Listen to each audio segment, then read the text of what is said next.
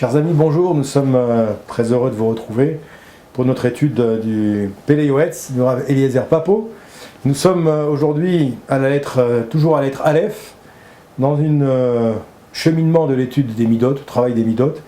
Et la lettre Aleph, ici, nous sommes Aleph comme Emet. Emet, bien entendu, tout le monde connaît la traduction de Emet. Emet, c'est la vérité. La vérité, c'est certainement, parmi toutes les Midot qui nous est demandé de travailler au cours de toute une existence, la Mida de Emet, la vérité, eh bien, c'est une notion tellement importante que tous les plus grands poskim, tous les plus grands décisionnaires halachiques, tous les plus grands écrivains, donc dans le monde de la Torah, ont forcément, à un moment donné ou à un autre, travaillé, écrit beaucoup de choses sur cette Mida de Emet. Nos Chachamim nous disent Chotmo shel HaKadosh Baruch Hu, ze Emet. Le tampon, le sceau de Kadosh Baruch Hu, c'est Emet. Vous savez, quand on prend un tampon, on a fini d'écrire une lettre, on fait une signature, on met un tampon, on met un cachet, comme ça se faisait même avant, à l'époque. Eh bien, nos Chachamim nous disent que le tampon d'Akadosh Baruch Hu, la signature d'Akadosh Baruch Hu, eh bien, c'est le Emet. Ça nous donne un petit peu la dimension, ça nous donne un petit peu la portée de cette vertu qu'il faut travailler, chacun d'entre nous à notre niveau, bien entendu. Ici, c'est marqué dans le début du Péléoetz, Sfat Emet Tikon Lahad, nous dit Michelet, le roi Shlomo HaMelech nous dit que la vertu de Emet, de la vérité, est éternelle. Est éternelle. Et bien entendu, Umatselet Mimita, ni plus ni moins, elle nous sauve de la mort. Ce qui reviendrait à dire que quelqu'un qui dit toujours le Emet, quelqu'un qui dit toujours la vérité, va se préserver de nombreux maux, M-A-U-X, malheureusement auxquels nous pourrions être confrontés dans notre vie. Donc, Matselet Mimita Keadoua Mehamar Hachas, comme c'est marqué dans la Gemara Sanhedrin. On nous raconte ici une petite histoire dans la Gemara Sanhedrin. Donc, à la page 92, première page, c'est marqué qu'il y avait une ville là-bas qui s'appelait Kushta. Et cette ville, nous dit la Gemara, dans Gemara Sanhedrin, elle nous dit que c'est une ville où les gens ne mentaient pas. Les gens ne mentaient jamais. De ce fait, à cette époque-là, encore une fois, où la madriga spirituelle était très élevée, eh bien, les gens ne mentaient jamais, et de ce fait-là, les gens ne mouraient jamais. Ils avaient acquis, d'une certaine manière, la vie éternelle, du fait que dans ce village de Kushta, personne ne mentait jamais. Nos Chachamim nous disent, donc dans cette même Gemara, une page, à la page 92 cette fois-ci, excusez-moi, la référence tout à l'heure, c'était la page 97, je fais une petite erreur, Tzadé Zayin. Là maintenant nous sommes à la page 92 de la Gemara, dans cette même Gemara Sanhedrin. Nos Chachamim nous disent, celui qui ne tient pas sa parole est considéré comme un Ovdei Avodazara, c'est-à-dire comme un idolâtre. Je vous lis en hébreu, c'est très joli, Shameshane Diburo Hashuv Keoved Avodazara. Celui littéralement qui transforme sa parole, qui change sa parole, on peut dire qu'il ne tient pas sa parole, en bon français, est considéré comme un idolâtre, ni plus ni moins. Vous savez que faire du lachon hara, c'est également être considéré comme un idolâtre, dire du mal des autres, utiliser sa bouche à mauvais escient, c'est du lachon hara, eh bien c'est de l'idolâtrie. Eh bien ici, nous apprendrons aujourd'hui que celui également qui ment, malheureusement, fait partie de cette catégorie des Ovdei Avodazara. Oved Avodazara, c'est lui qui sert des divinités étrangères. Comme c'est marqué maintenant ici dans Bereshit, au chapitre 55, au chapitre 27, excusez-moi, dans Bereshit, c'est marqué ici, Ve'iti be'enav kemita etea, que j'étais à ses yeux comme un imposteur. Donc Akadosh Baruch Hu, on voit ici qu'il ne supporte pas le mensonge, il ne supporte pas l'iniquité. Et comme je vous l'ai rappelé en début de Shiur, à la Gemara Shabbat, à la page Nun, c'est-à-dire 55, c'est marqué Chotamo Emet. Vachem Elokim Emet, Chotamo Emet. Akadosh Baruch Hu, il est entièrement Kulo Emet. Il n'est que vérité. Et son cachet, c'est Emet. Ça me fait rappeler une petite anecdote. Vous savez que quand nous sommes dans un tribunal chez les Goïm, il dit vous devez dire toute la vérité, rien que la vérité. Mais en vérité, bien entendu, c'est le cas de le dire, ils l'ont repris de l'importance qui en est donnée déjà dans la Torah. Dans Chumshe Torah, on voit ici l'importance du Emet. Mais Torato Emet, la Torah Emet. Mais chez Erit Israël, lo ya'asu avla, velo idaberu kazav, velo imatse befiem lachon tarmit. Les Bnei Israël ne doivent pas commettre d'injustice en matière de parole, en matière de chas shalom, de mensonge, et ne mentiront pas.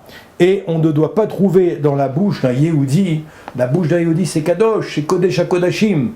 Ce qui rentre dans la bouche doit être Kadosh, on doit faire attention à manger kasher, la méadrine, mina méadrine, des bonnes ashgachot.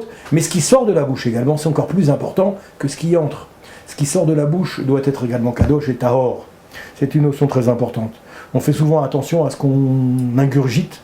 On met beaucoup d'efforts pour aller manger kasher, trouver un restaurant kasher, une boucherie kasher, une alimentation kasher, vérifier les ashgachot comme il faut, mais malheureusement, on fait des fois un petit peu moins attention à ce qui sort de la bouche. C'est pour ça que nos chachamim nous disent, la Torah nous dit, Akadosh Baruch Hu nous dit ici, que effectivement, velo imatse befiem lachon tarmit. Tarmit en hébreu, c'est la ruse. La ruse, il ne faut pas être rusé, il ne faut pas user de ruse avec sa bouche.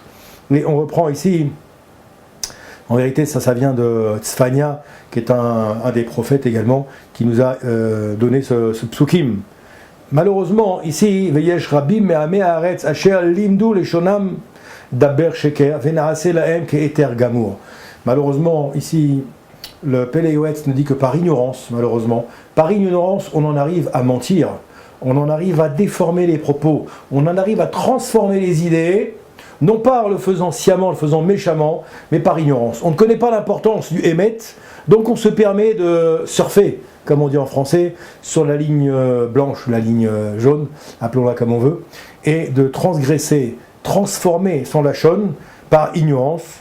C'est ce que nous dit ici le Pélé Yoetz, au point d'en arriver malheureusement à raconter des mensonges et de faire en sorte que ces choses-là deviennent même permissibles à nos yeux. C'est ce qu'il nous dit ici le Pélé Yoetz, que ça devient ce qu'on appelle un héter.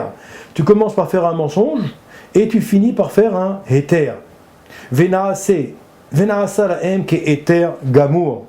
Ad sheyesh shemeshakrim besipurim shel evel bli shum toelet alehem hakatuv. Et les gens finissent par raconter tout un ensemble d'histoires, tout un ensemble de choses qui ont été complètement transformées par rapport à l'origine de l'histoire, ou l'origine des propos qu'on nous a rapportés et qu'on a pu entendre. Ici, on rapporte dans le prophète Isaïe, Oy moshre avon behavle bechavle achav. On nous dit ici malheur aux fauteurs qui littéralement débitent des paroles mensongères. On voit en tout cas depuis le début de nos propos toutes les recommandations qui sont données depuis la Torah, depuis la source, la Kadosh Baruch Hu lui-même, en passant par tous les prophètes, en passant par les Gemarot, en passant par tous les ouvrages divers et variés de morale juive où on nous donne l'importance du Emet. Et malheureusement, on va aussi dans le business, dans le commerce, on va utiliser également malheureusement des propos, des manières illicites pour commercer. Ici on nous prend l'exemple qui est marqué déjà dans la Torah. Akadosh Baruch Hu nous demande de faire attention aux poids et mesures. Ne va pas falsifier les poids, ne va pas transformer les mesures. Si un poids il fait 1 kilo, pour aller acheter 1 kilo de farine, ne va pas transformer ton poids maintenant pour le trafiquer, que maintenant tu vas usurper le client que tu as en face de toi avec des poids qui ont été falsifiés ou des mesures qui ont été falsifiées. Eh bien, ça fait partie également de la notion du émet. Celui qui, dans le commerce, ne respecte pas les lois du commerce, il est dans cette même acabit que le menteur, en vérité. C'est pour ça que les recommandations nous sont données ici par le Pélé Yoetz, mais dans la Torah, ça l'est également, des mida bemishkal. Mazé mida mishkal, les poids et les mesures, il ne faut pas transformer les choses pour en arriver malheureusement à mentir. Ele beshem charetzut vacharifut veish tadlut, et que les gens vont croire maintenant que le succès dans le business va passer malheureusement par la falsification des poids, des mesures et également des affaires qui ne vont être pas forcément des affaires cachères. Même dans le business, on a parlé de ce qui sort de la bouche, on a parlé de ce qui rentre dans la bouche, on parle également, lorsqu'on fait du commerce, il faut également faire du commerce de manière cachère, de manière émette. D'ailleurs, je vous le dis, vous le savez certainement, mais nos chachamim nous disent que quand on va quitter ce monde, lorsque les Neshama arrivent après 120 ans, Bezrat Hashem, en bonne santé, c'est ce qu'on peut se souhaiter à chacun d'entre nous, eh bien, Akadosh Baruch Hu nous pose 2 questions. La première question qu'il nous pose, c'est pas de savoir si j'ai mangé kasher, c'est pas de savoir si j'ai fait Shabbat comme il faut, c'est pas de savoir si j'ai respecté mes parents ni quoi que ce soit. La première question que me pose Akadosh Baruch Hu lorsque je quitte ce monde, que j'arrive devant les malachim là-bas, ils nous disent: est-ce que tu as commercé honnêtement? Est-ce que tu as fait du commerce honnêtement? Ça arrive bien avant tous les autres sujets qui pourraient nous paraître plus importants. Eh bien non. Akadosh Baruch Hu nous pose la question: as-tu commercé dans ce monde honnêtement? Commercer au sens figuré, commencer au sens propre. Au sens propre, c'est effectivement, quelle que soit ton activité professionnelle, quel que soit le temps que tu as consacré dans ta vie à pouvoir faire du business, du commerce, eh bien, est-ce que ce commerce, tu l'as fait de manière cachère? Est-ce que tu n'as pas volé tes clients? Est-ce que tu n'as pas volé tes fournisseurs? Est-ce que tu n'as pas volé tous les gens à qui tu as eu affaire dans ton activité quotidienne? Et la deuxième chose, commerce également au niveau, bien entendu, spirituel, c'est-à-dire lorsque tu as parlé avec des gens, lorsque tu t'es adressé à d'autres personnes, est-ce que tu ne les as pas volés dans ta manière de parler, dans ta manière de t'adresser, dans ta manière de proposer tout un ensemble de choses aux gens auxquels tu as pu avoir affaire.